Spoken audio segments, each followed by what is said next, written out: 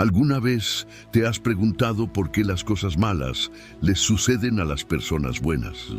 Hoy, en este viaje fascinante, exploraremos uno de los misterios más profundos de la humanidad a través de la historia de Job. Una historia de fe, desesperación y la eterna búsqueda de justicia.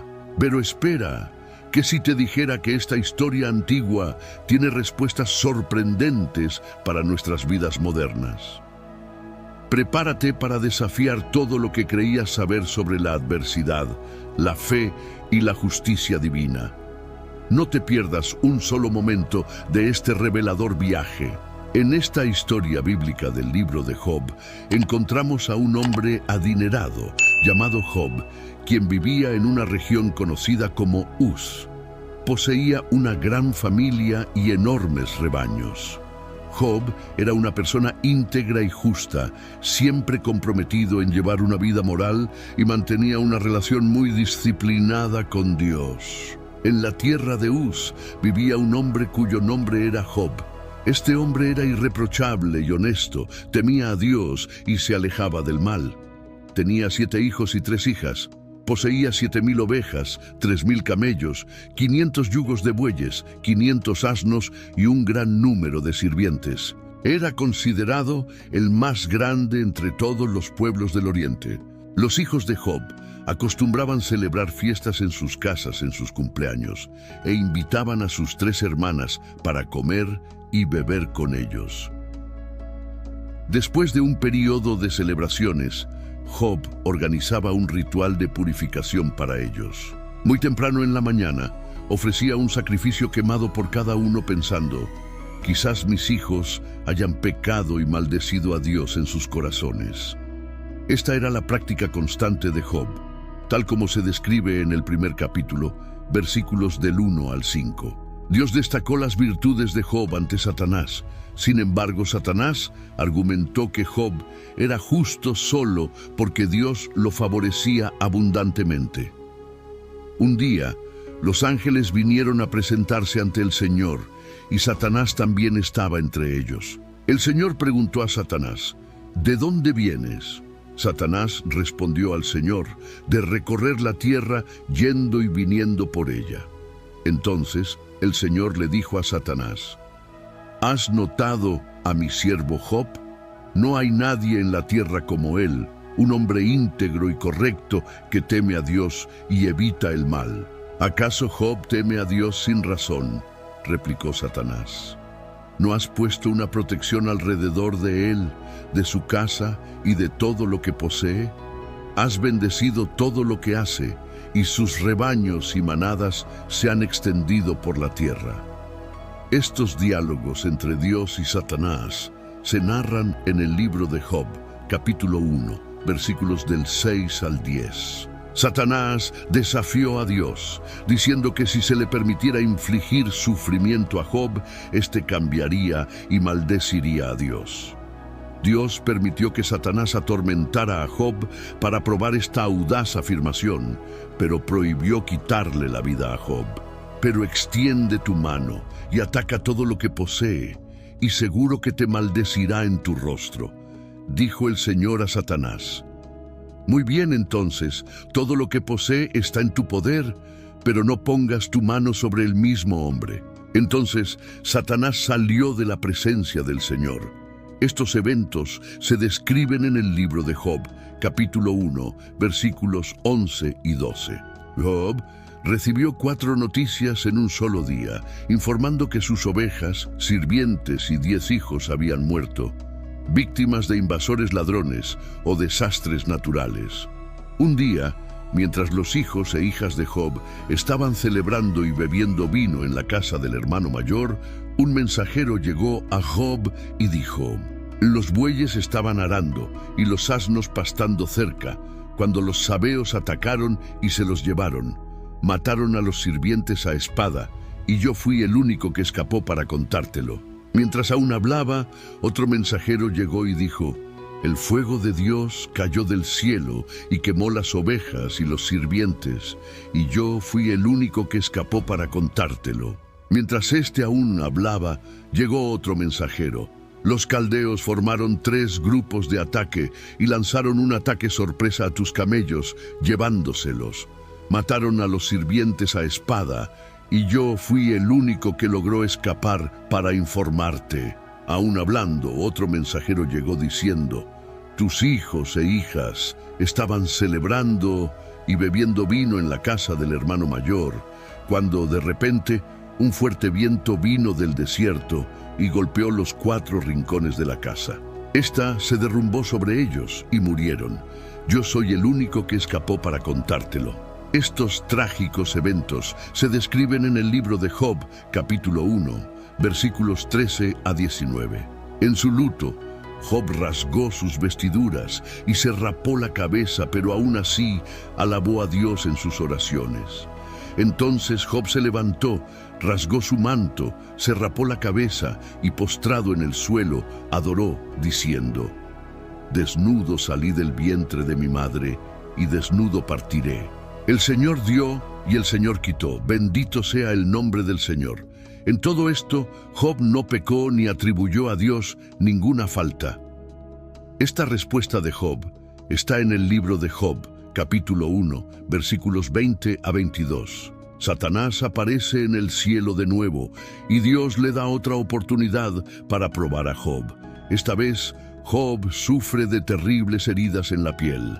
La esposa de Job intenta persuadirlo a maldecir a Dios y renunciar a la vida, pero él resiste e intenta soportar sus sufrimientos. 2 tramas se entrelazan hábilmente, una celestial y otra terrenal.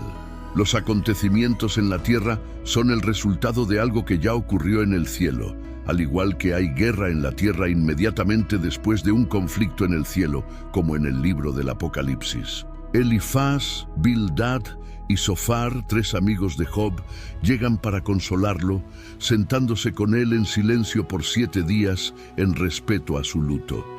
Job habla en el 7º día, iniciando un diálogo en el cual cada uno de los 4 hombres ofrece descripciones poéticas de sus problemas. Job maldice el día de su nacimiento, comparando la vida y la muerte con la luz y la oscuridad. Él desea nunca haber nacido y que su nacimiento hubiera sido cubierto por las tinieblas, sintiendo que la vida solo aumenta su agonía. Elifaz responde que Job, quien anteriormente consolaba a otros, ahora admite que nunca fue realmente consciente del sufrimiento de ellos. Elifaz concluye que el dolor de Job debe ser debido a algún pecado que cometió y recomienda que Job busque el favor de Dios. Bildad y Zofar concuerdan en que Job debe haber cometido algún mal para provocar la justicia de Dios y argumentan que debería intentar demostrar un comportamiento más inocente. Bildad supone que los hijos de Job trajeron la muerte sobre sí mismos. Peor aún, Zofar insinúa que cualquier error que Job haya cometido merecería mucho más dolor del que ha recibido. Job reacciona a cada uno de estos comentarios, tan irritado que llama a sus simpatizantes Job, llama a sus amigos médicos inútiles que enmascaran su ayuda con mentiras, como se describe en el libro de Job, capítulo 13, versículos del 1 al 4. Mis oídos han escuchado y entendido eso. Lo que ustedes saben, yo también lo sé. No soy inferior a ustedes. Pero yo deseo hablar con el Todopoderoso y discutir mi caso con Dios. Sin embargo, ustedes me difaman con mentiras. Son todos médicos inútiles. Job cuestiona por qué Dios juzga a las personas basándose en sus acciones, cuando él podría fácilmente corregir o perdonar esos actos. Job está perplejo sobre cómo un ser humano puede satisfacer completamente la justicia de Dios.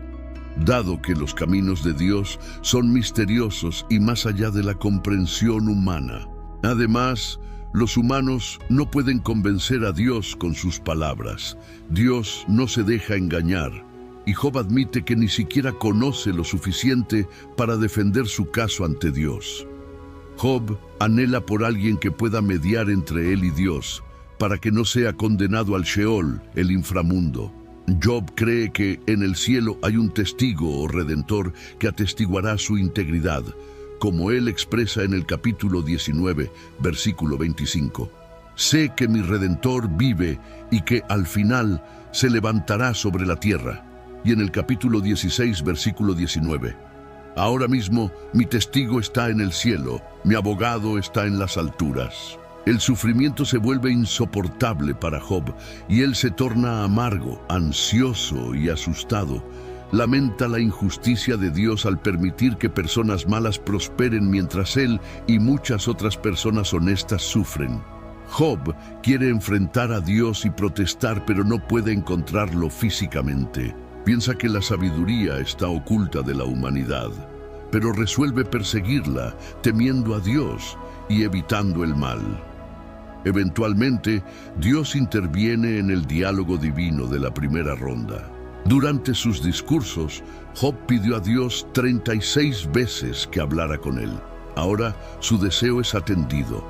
En las dos ocasiones en que Dios habla con Job, esto sucede en medio de una tormenta. Hay un cierto humor en la forma en que Dios se dirige a él. Job es recordado por Dios de que Él es el creador de todo. Dios repasa su impresionante actividad de crear y sostener el mundo, preguntando a Job si podría igualar esa obra. Termina preguntando si Job está en posición de juzgar, diciendo que es impertinente para Job creer que Dios debería explicarse a él. Job es hecho sentirse muy pequeño. Eventualmente Job responde: soy indigno. ¿Cómo puedo responderle? Pongo mi mano sobre mi boca. Hablé una vez, pero no tengo respuesta. 2 veces, pero no diré nada más. En el segundo encuentro, Dios no habla sobre sí mismo como creador, sino sobre 2 de sus criaturas. El discurso está lleno de humor. Una vez más, le pregunta a Job sobre sus pensamientos respecto al hipopótamo, el behemoth y al cocodrilo, el leviatán, como si estas increíbles bestias tuvieran las respuestas a los grandes problemas de la vida. Job es recordado de que no puede entender a Dios, ni al mundo animal, y mucho menos al mundo moral. Así, el punto principal de Dios es: ¿por qué estás tratando de discutir conmigo? Job responde que Dios es omnisciente y que ningún plan de él puede ser frustrado. Ahora se da cuenta de que su cuestionamiento a Dios fue totalmente inadecuado, y se desprecia y se arrepiente en cenizas y polvo. Aunque el encuentro con Dios es humillante para Job, el núcleo del problema de Job es abordado, ya que vuelve a conectarse con Dios. El diálogo ofrece un clímax magnífico e inesperado para el libro. En el epílogo, el texto cambia de poesía a prosa, cuando Job acepta que no debe culpar a Dios por sus interacciones con él. Dios restaura a Job sus hijos, 7 hijos y 3 hijas, propiedades, camellos y rebaños de ovejas, haciéndolo mucho más rico y feliz que antes. Como siervo de Dios, Job es rehabilitado. Por otro lado, los 3 amigos de Job son severamente reprendidos por Dios, quien dice que no hablaron correctamente sobre Job, indicando que no debemos citar sus discursos como si fueran verdades. Lo notable en las 2 rondas de Dios con Job es que él aún no responde a las indagaciones de Job y no le cuenta sobre su apuesta con Satanás. Job no necesitaba saber lo que estaba sucediendo en el cielo, porque Dios tenía sus motivos para permitir que él sufriera. Debemos tener en mente una diferencia aguda entre la comprensión judía de este libro y la cristiana. El judío de los tiempos del Antiguo Testamento no podía ver los problemas de la vida temporal a la luz de la eternidad. Sentía que la justicia de Dios debería ser vista en esta vida, ya que tanto personas buenas como malas iban al mismo destino, el Sheol, lugar de existencia sombría donde los espíritus partidos duermen. Los cristianos, por otro lado, tienen un punto de vista completamente diferente sobre el sufrimiento actual. Ven la mayor visión del cielo a la luz de la obra de Cristo. El sufrimiento en este mundo palidece en comparación con la vida que nos espera en el cielo. Por lo tanto, solo hay insinuaciones de vida después de la muerte a lo largo del libro de Job. En un momento, Job declara que encontrará a Dios después de su muerte, pero este no es un tema recurrente en el libro y no tiene idea de cómo sucederá. El libro de Job tiene dos tramas principales, la trama divina y la terrenal. El libro comienza con la trama celestial, la reunión de Dios en el cielo con Satanás. Satanás era un ángel cuya función era informar sobre pecados. Era el abogado acusador de Dios, que viajaba por la tierra para informar a Dios cómo eran los seres humanos. En el tiempo de Job, Satanás se había vuelto tan cínico que no creía que alguien pudiera amar a Dios por Dios mismo. Creía que las personas solo amaban a Dios por lo que Él podía proporcionarles. Así se desarrolla un debate entre Dios y Satanás, con Satanás argumentando exactamente eso. Dios pregunta a Satanás si encontró a Job en sus viajes por la tierra. Job me ama porque me ama, no por ninguna bendición que haya recibido, afirma Dios. La respuesta de Satanás es cínica, argumentando que si Dios quitara las bendiciones de Job, él blasfemaría contra Dios, al igual que cualquier otro. Como resultado, ocurre la apuesta divina. La tensión es esencial en cualquier drama excelente. Job desconoce la apuesta divina mientras el lector está al tanto. La prueba sería inútil si él lo supiera. Este encuentro nos enseña valiosas verdades sobre Satanás. En primer lugar, sugiere que él no puede estar en dos lugares al mismo tiempo. No posee la omnipresencia de Dios. La trama humana, el debate entre Job y sus compañeros, ocupa la mayor parte del libro. ¿Por qué Job está sufriendo más que otras personas? Es la cuestión central abordada. Existen dos puntos de vista. A. Los amigos están seguros de que el sufrimiento de Job se debe a su pecado. B. Job está convencido de que no está pecando y protesta su inocencia. El intercambio está lleno de suspenso, ya que el lector sabe que Job tiene razón. La estructura de dos tramas del libro nos recuerda que nadie conoce el cuadro completo cuando se trata de entender por qué las personas sufren. Debe ser muy difícil defenderse cuando se está en tanta miseria.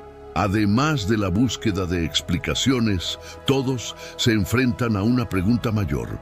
¿Puedo seguir creyendo en un Dios bueno cuando todo parece ir mal? El libro de Job ofrece una respuesta a esta pregunta. ¿Cuál fue el mayor dolor de Job? Esto aclara la importancia de este tema.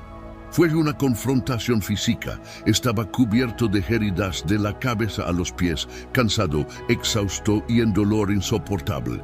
Socialmente, debido a su apariencia física y al hecho de que la comunidad local estaba al tanto de su reciente tragedia, se convirtió en un paria social. La gente caminaba por el otro lado de la calle en lugar de hablar con él, mientras él se sentaba en un montón de cenizas en el extremo del pueblo. Hasta los adolescentes se reían de él. Mentalmente, enfrentó el dolor mental de no saber por qué estas cosas angustiantes le estaban sucediendo, especialmente porque parecía no haber nada en su pasado que lo indicara. Espiritualmente, su angustia espiritual era mucho peor que cualquier otra, ya que se sentía alejado de Dios. Job clamó, implorando a Dios que lo encontrara, hablara con él e incluso discutiera con él. Ese fue su verdadero dolor más insoportable. El sufrimiento es mucho más agonizante si creemos que Dios está lejano y desinteresado. Sin embargo, cuando Job finalmente logró hablar con Dios, las cosas no sucedieron como había planeado. Para los cristianos, el libro de Job puede verse en el contexto del Nuevo Testamento. 1. Dios permitió que Satanás provocara la muerte de Jesús en la cruz, con el propio Hijo preguntando, Dios mío, ¿por qué? Al igual que con Job, Dios no explicó por qué. Esto sugiere que incluso el Hijo de Dios perdió el contacto con el propósito de su sufrimiento bajo la intensidad del tormento de la crucifixión. 2. El cristiano entiende que la vida continúa más allá de la muerte. Los problemas del sufrimiento no necesitan ser resueltos en esta vida. Es interesante notar que en la versión griega del libro de Job se agregó un versículo adicional afirmando que él, Job, resucitará con aquellos a quienes el Señor resucite. 3. Esta esperanza de resurrección nos recuerda que habrá una reivindicación final de Job. Los cristianos creen que Jesús regresará para juzgar a los vivos y a los muertos al final de los tiempos. Algún día habrá una escena de tribunal donde Jesús se sentará como juez y todas las personas malas y piadosas que han vivido estarán ante su trono para ser juzgadas de acuerdo con sus acciones en el cuerpo. Por lo tanto, todo lo que Job anhelaba está a punto de hacerse realidad. La justicia de Dios será aplicada a toda la raza humana en una reivindicación pública de justicia. Al explorar la increíble jornada de Job, descubrimos que las lecciones de fe, resiliencia y justicia divina son más relevantes que nunca. Pero el viaje no termina aquí. Tenemos mucho más para descubrir juntos. Si te gustó este video, imagina lo que más podemos explorar. Cada historia que compartimos es una nueva oportunidad para desentrañar misterios, encontrar inspiración y transformar nuestra percepción del mundo. Entonces, no te quedes fuera. Suscríbete al canal ahora y activa las notificaciones para nunca perderte una aventura. Tu me gusta es muy importante para nosotros, ya que nos ayuda a alcanzar a más personas con estos poderosos mensajes. Comenta abajo tus reflexiones y comparte este video con amigos y familiares que también se beneficiarían de estas historias extraordinarias. Juntos continuaremos nuestro viaje en busca de sabiduría e inspiración. Nos vemos en el próximo video. Mientras cerramos juntos otro capítulo, sé que algunas preguntas todavía pueden resonar en tu mente. Puedes estar preguntándote cómo navegar por las complejidades de la vida espiritual y desbloquear un camino de abundancia y bendiciones. El viaje es desafiante, pero no tienes que caminar solo. En los comentarios encontrarás una clave poderosa para esa puerta que muchos buscan abrir. El ebook Descubre la prosperidad con Dios, la guía definitiva para superar retos espirituales y vivir una vida abundante. Este no es solo un libro, es el fruto de años de investigación, experiencias y revelaciones profundas que ahora están a tu alcance. Imagina superar las barreras que impiden tu crecimiento espiritual y financiero. Piensa en el confort y la seguridad de vivir una vida alineada con las promesas de prosperidad que te han sido destinadas. Este ebook es más que letras en una página. Es un mapa hacia el tesoro que mereces. Únete a los muchos que ya están recorriendo un camino iluminado por la fe y el conocimiento. El poder de transformar tu vida está a solo un clic. Revisa ahora en los comentarios y comienza tu viaje hacia una vida de plenitud y prosperidad. Recuerda, la prosperidad con Dios no es solo un sueño lejano, es una promesa esperando ser cumplida. Con esta guía, estás un paso más cerca de hacerla realidad. Tu historia de éxito comienza hoy.